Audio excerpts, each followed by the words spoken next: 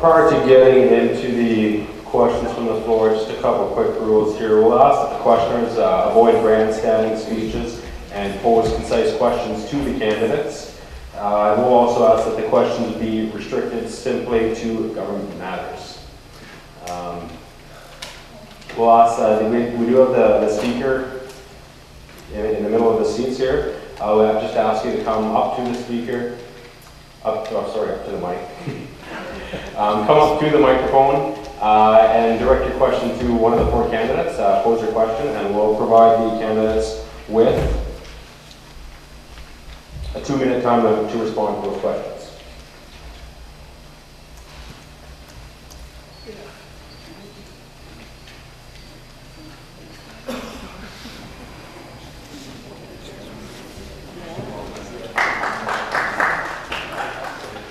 Somebody has to be first. My name is David Hickey, and I've got a question for all four candidates. And there's an item in the news today about cost overruns regarding, it's anticipated that the cost of maintaining the F-35 jets will be much higher than anticipated. And I think I want each candidate to comment on that report and about the other problems with the F-35 purchase and why it seems to be going to cost us probably $35 billion instead of $9 billion, and now it's going to cost a hell of a lot more to maintain it. Thank you. Well, first of all, the F-35 was commissioned by the Liberal government. They spent millions of dollars designing the airplane, and everyone agrees, including the Defense Department, the old airplanes need to be replaced, and this is the plane to replace it with. And the Department of Defense has come up with what they say the cost will be, and so maybe it'll go up in some places, but so be it. It's something that will happen in years to come. It's not going to happen in the next 4 years. It's going to be an acquisition that'll be over 15 years or more. And it's something that the military needs. And if we're going to send our people to Afghanistan or to Libya or to anywhere else to fight on our behalf, and if it's my son or my daughter, I want to make sure they have the equipment they need to do the job. We don't send them, as I said once before, in tin cans. I don't mean tin cans, but equipment that's not up to par to do the job. Now, the Liberal way is to cancel what we're doing now, perhaps redesign a new airplane, perhaps years later, put it up to an open bidding process, and what's going to end up costing is a heck of a lot more than we're costing now. I believe the military know what they're doing. I think the military is on the right track. They want us to replace them. We will replace them. In fact, what it's going to do is provide a lot of industry jobs in Canada. The estimation are there will be probably between $8 and $12 billion of spin-off in terms of providing parts and repairs and doing various things for the airplanes as you go forward. It's something we need to do, and I don't think we want to cancel what we're doing, start all over again, and then incur yet further expenses and higher costs. Thank you. Several very important points on the F-35. Yes, it was commissioned by a Liberal government, but the problem begins with the F-35 was what's called single sourcing, which came under the Conservative government. And it's an acquisition process of weapon systems that has been decried by, for example, in testimony before the House of Commons Appropriate Committee, Bob Corey, who's the president of Boeing Aerospace Systems. When you have single sourcing of complex systems like the F-35, through the history of aerospace industry for 40 or 50 years, cost overruns, which is what the F-35 is incurring now, are just a part of the process. And that's the major problem, is the cost overruns that are being incurred. Just today or yesterday, the U.S. Department of Defense released a report suggesting that now the copy price of a single F-35 may escalate as high as $250 to $300 million per copy. The reason the price is, several reasons that the price of the F-35 is escalating. One is the low observability. In other words, she can't be seen by radar. This is extremely sophisticated and very delicate technology. The other problem is the integration of the systems. The variety of systems that the F-35 exhibits is very, very complex to integrate into one single platform. And when you do that, the costs go through the roof. Costs need to be examined. the F-35 may not be canceled, but the systems that are in there need to be reevaluated, and the cost structure needs to be looked at very, very closely. And that would be one of the systems that a Liberal government would look at in terms of reevaluating the cost of the F-35. Military spending has been a comedy of errors as of late. As mentioned, the F-35 has been asked for, and there's been no bidding process on these planes. I don't think any one of these candidates will say that the military shouldn't be well equipped. The Green Party commits to holding military spending at 2005 levels. The F-35 is just one of several military mess-ups where the Conservative government wouldn't tell Parliament the truth about the costs, and now we're hearing more and more about how much it would truly cost to buy these state-of-the-art fighters. Perhaps if we bought them at the end of their run instead of the beginning, or we opened it to a bidding process, we wouldn't spend so much.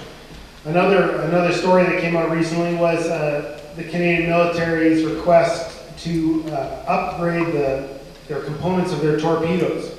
So quite a few millions of dollars are being spent to upgrade our torpedoes. What is funny about this is that the torpedoes that the Canadian military have cannot be fired by the submarines the Canadian military has. These torpedoes are only for American submarines, yet the Canadian government is footing the bill to upgrade these torpedoes. And our Canadian submarines is another thing. I think we got 3 or 4 submarines, and only one of them is operating right now. So priorities are a little bit messed up in government right now. Money is being funneled in places that shouldn't be, and it isn't being spent wisely. And that is a direct result of the failure to cooperate amongst the major parties. Please throw a vote the Green way, and that is a voice for a little bit of common sense in what's going on in Ottawa.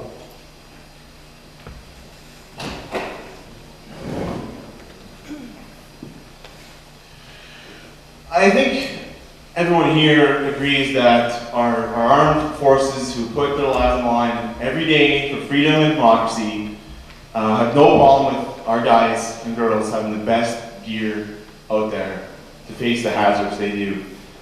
But I think what everyone's a little teed off about is the fact that, yes, we're buying new jets, all right, fine. What's the price of these jets? No one's telling us. We're getting, the Prime Minister lowballs us, and then you get defense experts from both the States and Canada coming to us saying, well, this is how much it's going to cost. And then this guy says, this is how much it's going to cost.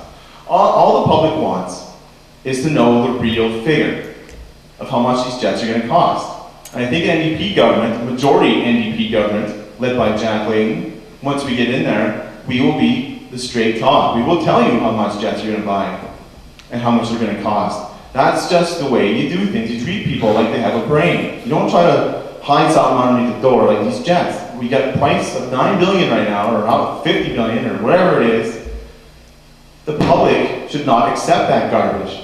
I mean, we need to know how much these are. And we're constantly being lied to by Stephen Harper and the Conservative government. If you want government, don't fill your head full of lies or try to beat around the bush. Jack Layton, the NDP government, who fight for Canadians every day, is the way to go. We're the only true alternative to the Conservatives, and the Liberals for that matter. We will treat people like people. That's why we're there. We govern for the people. Thank you. Good evening. My name is Dennis Moore. I would like to know your feelings on the HST. I've not heard anybody mention that tonight. Are you in favor, are you opposed, or would you want that to happen, and if so, why? Thank you. The NDP is opposed to the HST, and we feel it's very disingenuous for anybody to bring on HST onto provinces during a recession, taxing more goods. Did I answer, Dennis? Is that good for you? All right. Actually, that's the answer I was looking for. All right. Well, good enough then. Should I just say the same answer then? The Green Party is opposed to the HST as well. We hope to generate revenue more from making sure that people are paying, or companies, subsidies are removed from those large corporations, and taxes are put on the pollution that nobody wants. Thank you. Liberal Party is not in favor of any tax increases at this time. The programs that I discussed and have discussed and will discuss have already been costed in terms of money inside the budget. It's merely a reallocation of money. So the answer would be no.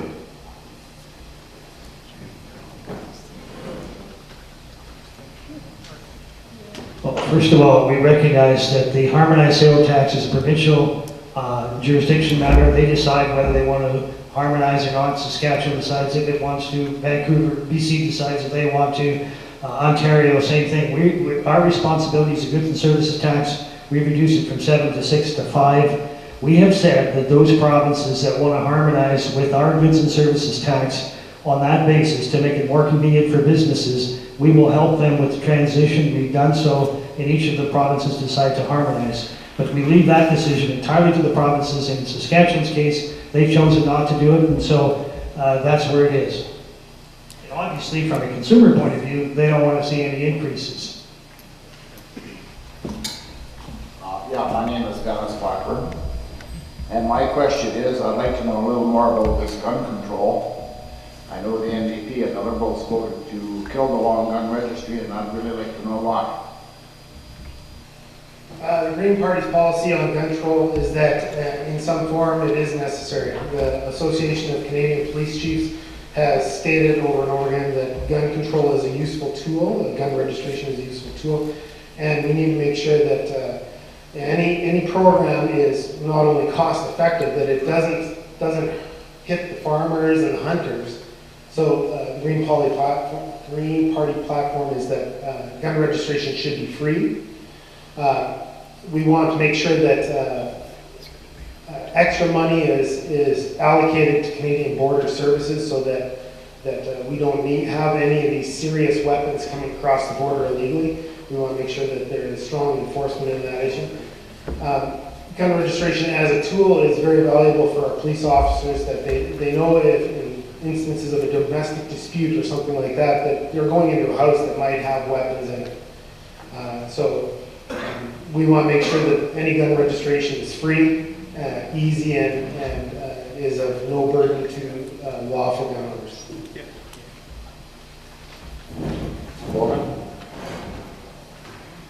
The Liberal Party stance on the gun registry is very simple and very direct. We want to decriminalize the process, and any problems that an individual citizen may have under the long gun registry would simply be a matter of a fine. We want to make sure we decriminalize that process. Secondly, we want to eliminate all fees associated with the registry, and we very much want to simplify the online process that is involved with it. Those are the three items that we are addressing with the gun registry. Senator Arthur?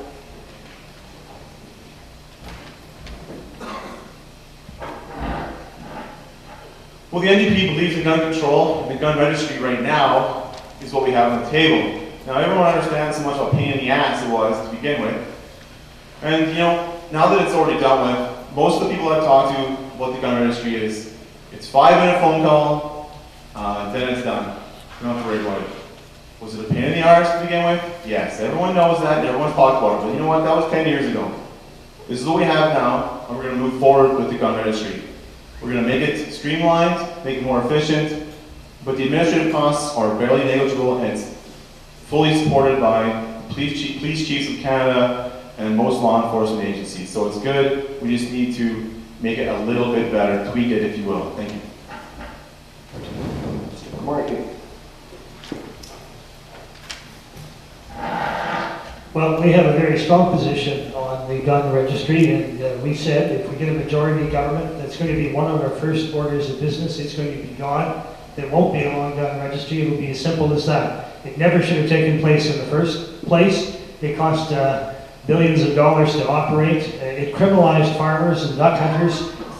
Criminals don't register guns. It's something that shouldn't have happened in the first place. It's a Liberal initiative. It's a bad initiative. It should go. The NDP had an opportunity to have their MPs defeat that in a private member's bill. They flip-flopped. Mr. Layton made darn sure that he had enough of his members, rural members indeed, to vote against Candace Hefner's bill to ensure it didn't go forward to defeat that. I think those members will pay a price in this election. The simple fact of the matter, the Liberals are now saying, we who made it pass the legislation on the criminal law, for constitutional purposes, are going to somehow decriminalize it. But even then, they say it should be subject to a ticket instead in the absence of aggravating factors. First of all, find out if there's an aggravating factor, and then if there is an aggravating factor, it's something else. If there isn't, we're going to ticket the farmer and get him to pay a fine. Who are they kidding? It needs to go. It will be gone after Monday for sure. Thank you.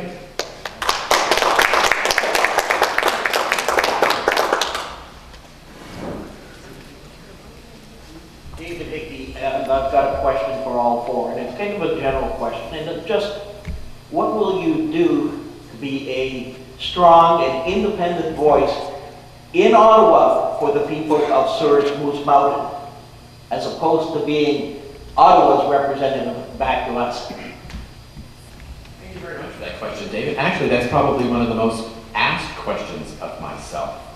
And I have a particularly good experience of having been a constituency assistant for Mr. Collins.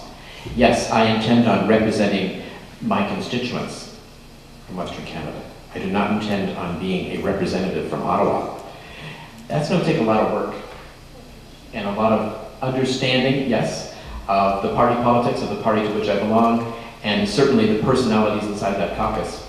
And it would be a lot of work, and it's one I would commit myself to, even if that meant my being a one-term member.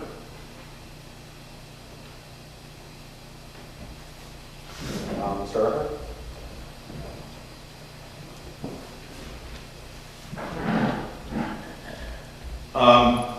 We do get this question a lot, and I think I've been trying to come up with some sophisticated answers for folk, you know, go around the bend and come up with something witty and intelligent.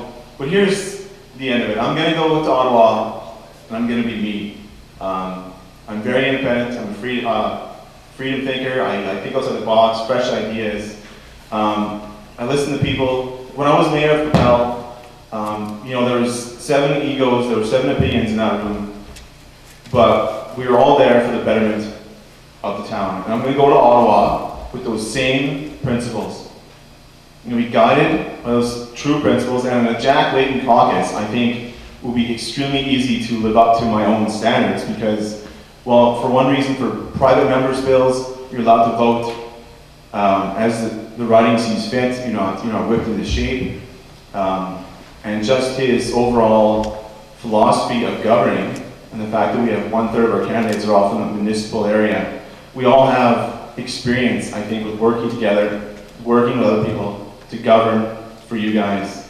That's our whole point of being there, is to govern for you guys. That's really what it is. We're not there to partisanly bicker. We're not there to, you know, blow our own horn. We're there to govern. And NDP and Jack Layton have a long history of working with other parties to get things done in Ottawa, and I'm going there with the same philosophy. Mr. Markey?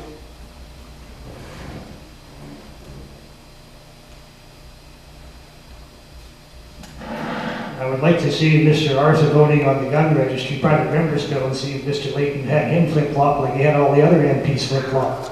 And as an MP, you obviously want to represent your constituency. That's why I ran for the Conservative Party. Their views line up with me and our views line up with the constituency, and most times we represent them.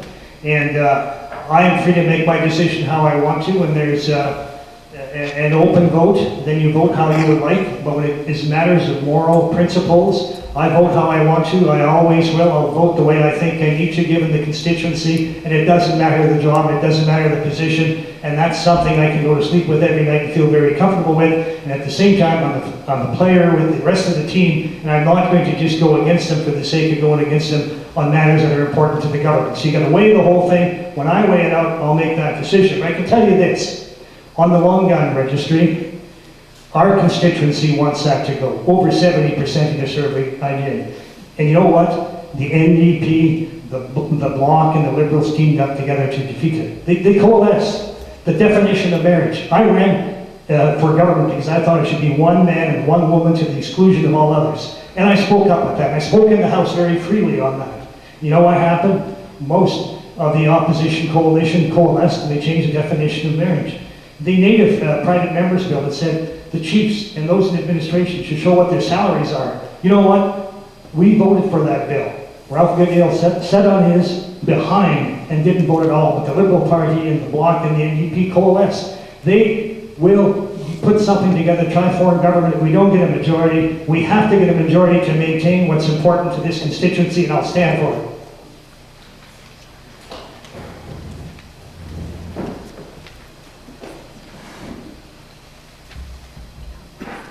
At the moment, our electoral system is not very fair, and it's not very fair for both Conservatives and the Green Party. We have almost the same number of people voting for the Green Party as voting for the Bloc Québécois. Yet the Bloc Québécois has many seats and the Green Party has none. So the Green Party supports proportional representation, which will then give a more importance to those votes that you cast. In a riding such as Souris Moose Mountain, where, as Mr. Corney has stated, that lots of people support his belief system, a proportional representation system will give more weight to your vote. However, none of the other parties have come out to support this system. Most of the other parties instead prefer this system where they can, as a party, dictate what their members vote, and only rarely do they stray outside that.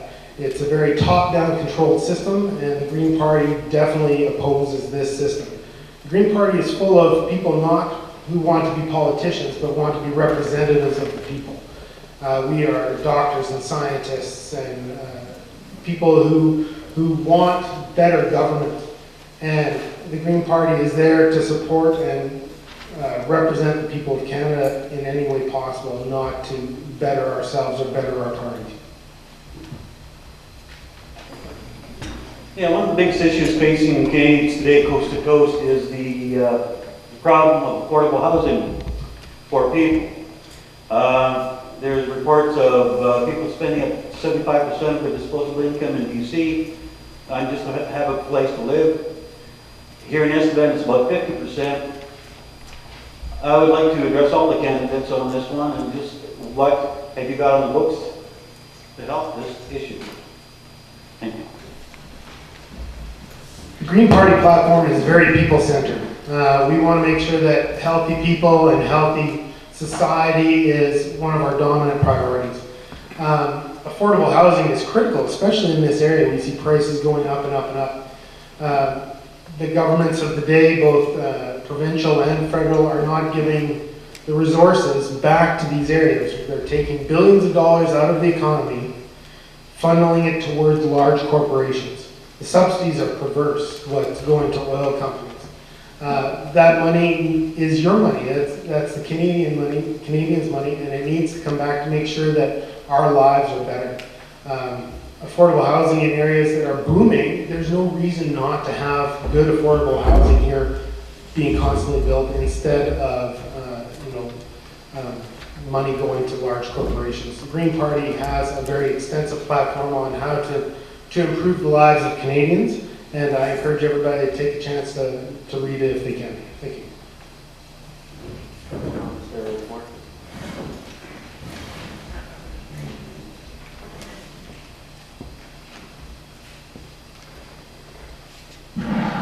I think housing is very important. There's no question about right across the country. It needs attention, ways and means to ensure that we can have adequate housing. My personal view is if you can have somebody that have a roof over their head, a bed to lie and sleep on, and food on the table, they can become who they can be. And so we need to take some very significant steps in that direction. We have as a government.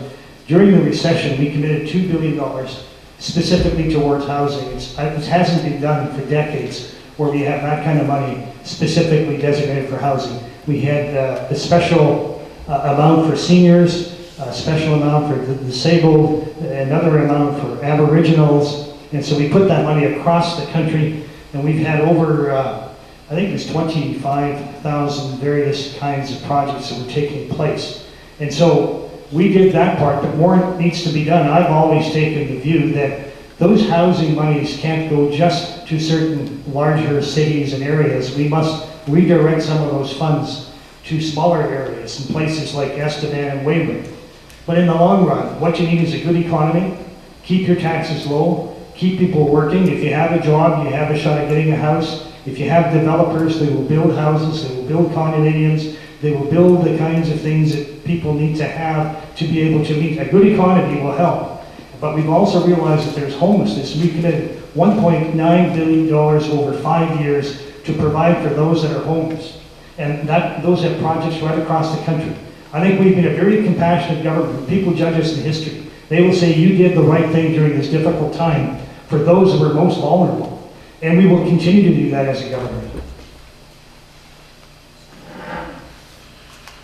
I think it's clear where the NDP stand on the home issue. We've always been partnered with homelessness and the downtrodden and making sure everyone in society has a fair shot at making something of themselves and giving back to society.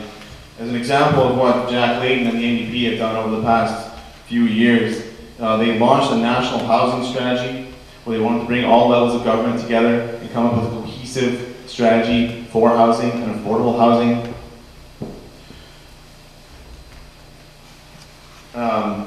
They also, in 2005, helped rewrite the budget to cancel massive tax breaks for corporations and give back $1.6 billion for affordable housing construction. Now, there's more to this, the housing bit, but in the end, the NDP is there for all levels of society, including the homeless, and we will do whatever it takes. We have shown in the past we will do whatever it takes to get people off the streets and to get people, being able to pay for housing as they see fit, for what they have. You can't just expect everybody to, move along with the fast-moving good economy. Some people will slide into the side and will need help. That's what an NDP government stands for.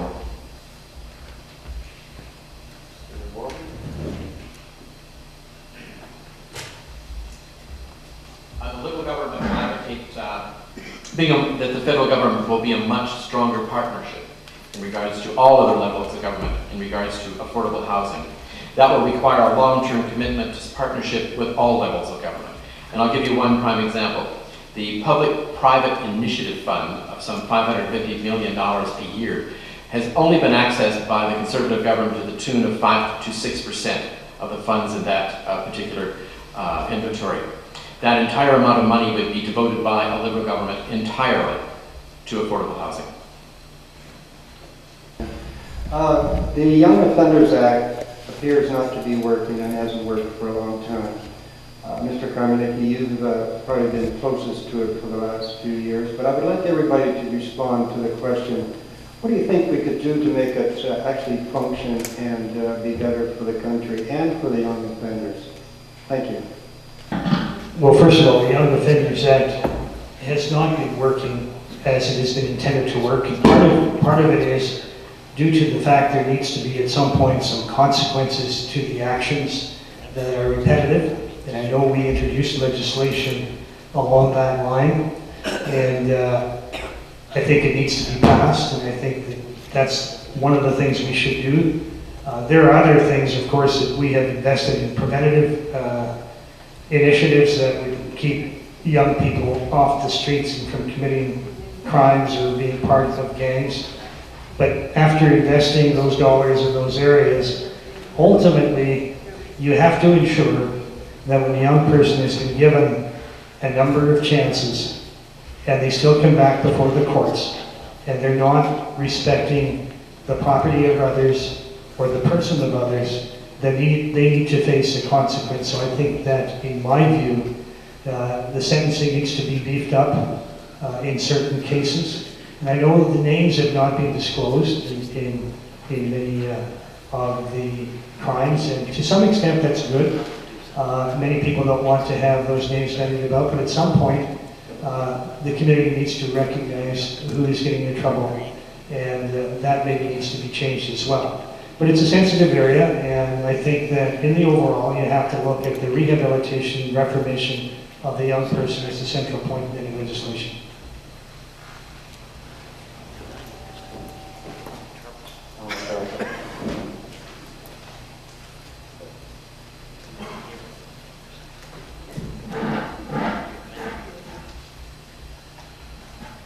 yes, the Young Offenders Act needs work, but we don't need to be arresting young people and throwing them into the brand new conservative prisons just to fill them up. The crime rate is dropping. It's a good sign that some of our crime prevention methods are working. That they need to be strengthened, especially at the youth level. Get them involved in activities, youth centers. All sorts of options are available to us, and I don't think we're using them enough. But the answer is not longer sentences. We're not going to jail these kids up in prisons where they can learn more tricks for later on. That's not going to work. I think more prisons will just bring more crime. Right now, we seem to be going on a pretty steady course, but the answer is not to throw billions of dollars into more prisons and higher sentences. It's all about rehabilitation, getting the youth involved, getting them active, and that is the main focus of NDP government.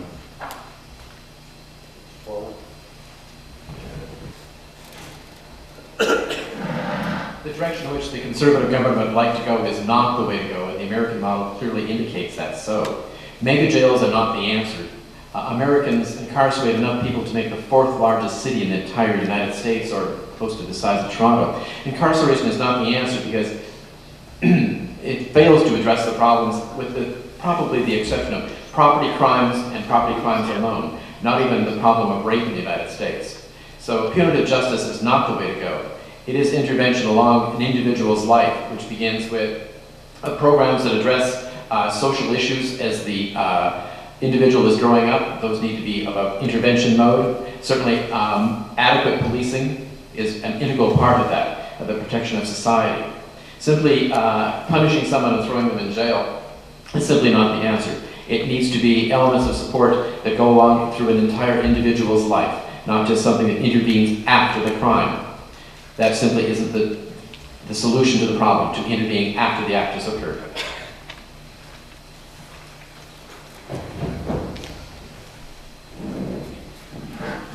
As it's been mentioned, crime statistics show that crime is going down. The justice system is not perfect, and the Green Party intends to make sure that we visit all the concerns of the citizens and make sure that the justice system is working.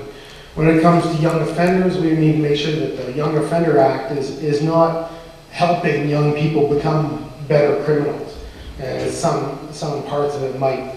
We need to make sure that that Young Offenders Act is a deterrent for youth crime. But the biggest method of reducing crime, especially in our young people, is making sure that they're taken care of. We need to make sure that issues of poverty and homelessness are done, hunger is taken care of. We need to make sure that youth are engaged both in our political process and in our societies. And we need to make sure that our youth are healthy and taken care of. So the biggest way to reduce incidences of youth crime is to make sure that our society is strong and all parts of it are taken care of. That is the balanced approach that the Green Party strives for, and is outlined in our comprehensive platform. Thank you. Okay, thank you. We've run a little over time on the questions from the floor. I'd like to thank you for your questions. At this time, we'd like to ask each of the candidates to provide with a closing remark. We will go in order of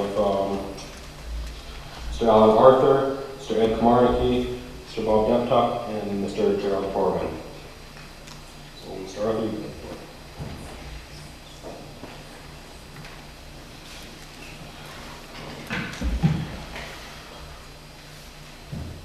Hi. How's everyone's night? Pretty good? Is everyone happy with this? Yeah, not bad? Good stuff. Well, I'd like to thank you all for coming out. I know there was lots of other things to do, especially hockey. I think Montreal won and Vancouver will be losing in a couple hours, just so you know. I heard on the radio today that people are calling this the Seinfeld election. They're calling it the Seinfeld election because this is an election about nothing. And I was floored. I was like, that is the biggest load of bull I've ever heard in my life. I have never wanted to run more for a seat in my life in other elections as I do for this one. This election isn't about nothing. It's about a conservative government that is in power right now, completely disregarding the rules of Parliament, completely disregarding the history of the Parliament. Now, I'm a Canadian history major, and I've read, I've done my studies, and I know I have respect for that institution. When I go there and see it, I might even get on one knee and kiss the ground right in front of it, because that's what is Canadian. It's what we are, is that institution. And that institution, when it's filled with contempt and disregard, it devalues all of us. And that is why I'm running as your MP. I want to return politics and politicians to a higher standard of integrity, of honor, of honesty. And right now we are not getting that. We are getting lied to at every turn. Every new project that comes out, there's new figures. There's new figures to go with those figures. There's new figures to go with these figures. We don't know what to believe. And as a citizen, I think that's crap. And as your representative, I will be honest with you. I will be direct with you. I will be your representative, your voice. I will take your issues to Ottawa and run with them as best as I can and as best as I am able. And I'm honored to be in caucus with Jack Layton, our future Prime Minister, because he is a man of integrity, he's a man of honor, and he is someone I look up to. I want to win and do good for you people. Thank you again for coming out tonight, and thanks Kevin there, and he's got a gun in his shoe, and thank you for Michelle for running this whole show. Thank you.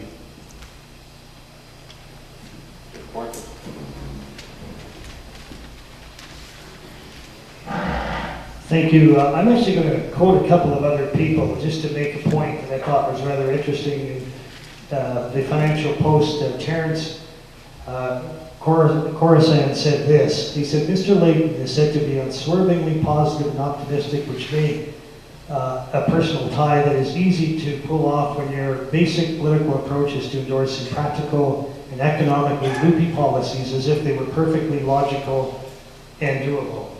And Jeffrey Simpson, who I don't very often quote, said they could make wild promises such as the NDP's proposal to train 1,200 new doctors, 6,000 nurses without the foggiest idea where the money will come from, ditto for pharmacare, catastrophic drug care, home care, long-term acute care, programs that would cost mega billions. And then we had John Ivison that said this. He said the 2011 platform is no different. They promise to splurge $60 billion, speaking about the NDP, over 4 years, funded by increasing the corporate tax rate and revenue from a cap and trade system, which we haven't got. And he goes on to say, it is a significant amount of money. The real creative genius can be found on the very back page of the costing document, where the NDP lists $20 billion of new green initiatives such as the energy efficient affordable homes. This part of the plan will be paid from, wait for it, revenues from the cap and trade system that the party plans to introduce. That's going to have a significant impact in an area like this. It just doesn't make sense. Ed Stelmach said it best, and I'll just quote him. He said, nevertheless, the opposition parties need to clarify their comments on the cap and trade and a carbon tax that would harm the province's economy, noting that if the policies harm Alberta, they will also hurt New West Partnership created by the three Western provinces in 2010. They will hurt Saskatchewan. The Premier tweeted along that line, and you'll have to read it for yourself. The Alberta Premier questioned the political leaders how they will pay for their promises that they have made to increase funding for various kinds of things. Those are billions of dollars of expenses, he said. You have to create wealth to pay for them. You can't drive further deficits in the country and hope that we're going to have some magic wand to wave. We'll find all this money in the current budget. It's not going to happen. He suggested the cap and trade and carbon tax policy were nothing but wealth transfers, not unlike the National Equalization Program. So the bottom line is this election is indeed very important. It's going to be a decision between principled leadership and opportunism, between a stable government and a government that fundamentally we don't know what it's going to be, because it's going to be a number of people getting together with policies that just don't make any economic sense. What we need in Canada is a stable government, a stable majority conservative government. Thank you.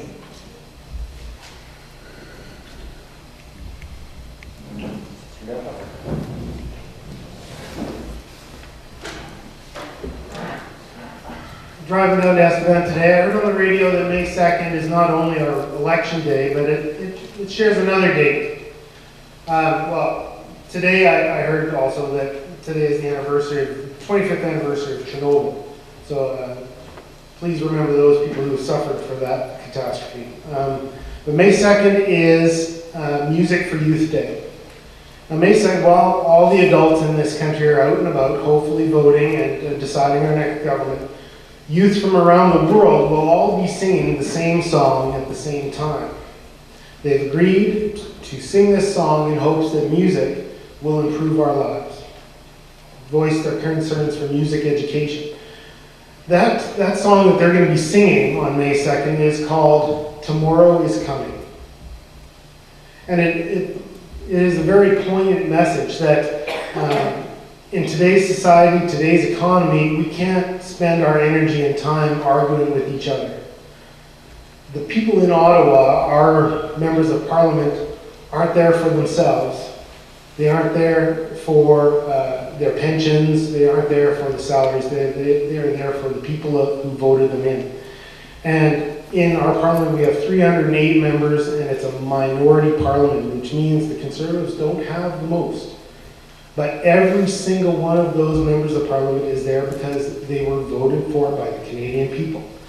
Whether you hear the fear of a coalition, if people, whether it's the Conservatives who proposed a coalition years ago, or the people who a few years ago proposed a coalition, if they get down to work and stop arguing and giving up on Parliament, like in 2008 where the Conservatives prorogued it, or in this time where they were found in contempt for not providing the information for your elected representatives, no matter what, they need to get back to work.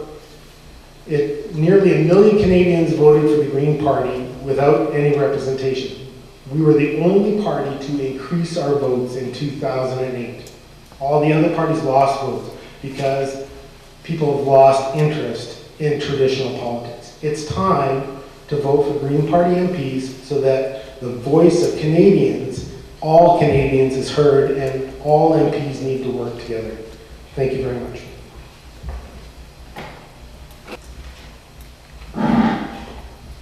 Thank you everyone for coming this evening.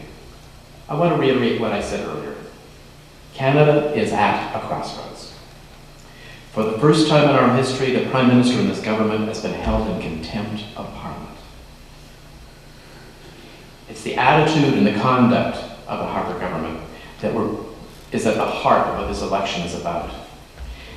The heart and soul of what we've been discussing is a change of government. And let me give you one example. I want to read just a couple of lines from the throne speech of 2008. And our incumbent just decried the cap and trade system of North America. But when you do the research, who introduced cap and trade in the House of Commons? A Conservative government in November of 2008. Let me read one line from the throne speech. A Conservative throne speech. We will work with the provincial governments and our partners to develop and implement a North American-wide cap and trade system for greenhouse gases and an effective international protocol for the post-2012 period. I want to close with something I hope you all take away and ponder as you go back to your workplaces and go through the weekends to come. It's a quote from the granddaughter of Lester B. Pearson, the Liberal Prime Minister of the 60s. Her name is Patricia. And it is a letter to Olivia Chow, and I would like to quote 2 paragraphs from that in closing.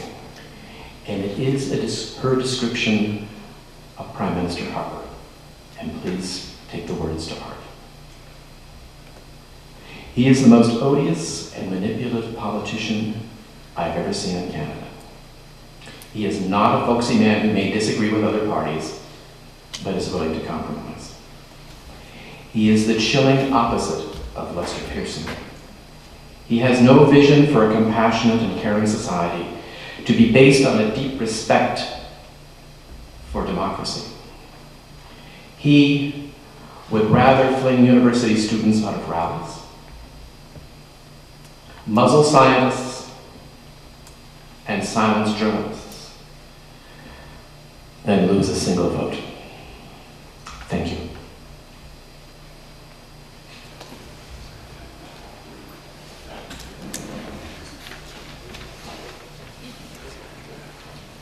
does bring our evening to a conclusion. I'd like to first off to thank all 4 of our candidates for attending tonight and providing their opinions. I'd also like to thank the media for attending and informing everybody that was not able to attend tonight. And of course, thank you to all of you for attending tonight as well. And please do not forget to vote on Monday, May 2nd. Yes, I'd also like to just mention too that when this democratic process is complete, the Estevan District Board of Tourism, Trade and Commerce, representing the business and professional community of Estevan, will look forward to working with the elected representative. On that, I'd like to adjourn the evening and